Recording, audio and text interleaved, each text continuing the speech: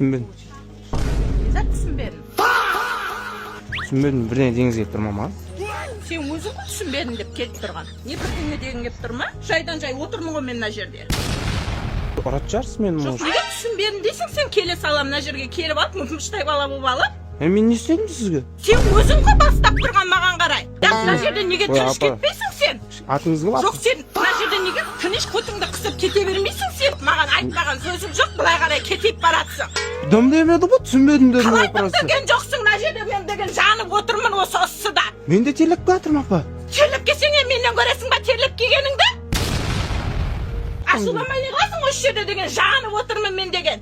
Ой, апа мен не Осы қатысым сауда ба? ашпай ербім шығып. Жоқ, мен не істеймін? Сен құсаған мұштай баланы суреттіріп қоям ба мен мына жерде? Неге именно мен, неге мына кісі емес, Неге мына кісі түсінбедім емес? дейсің маған?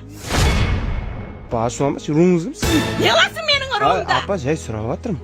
Айтпа маған не болды деп. Болды, апа, ашуланбаңызшы. Бірге екі болды мына жерде отырмын, ал не болды? Атыңыз кім, Мен апа? ашуланбаған не істеймін мына жерде Апа, отырғанда? атыңыз кім? Атым Бақыт. Бақыт? Иә. Бақытты адам болып жүрмейсіз, не үшін Қалай ашуланасыз? бақытты адам боласың мына жерден тыныш кете бермейсің ба келіп отырғанда? Әзіл ғой, апа, құрсын.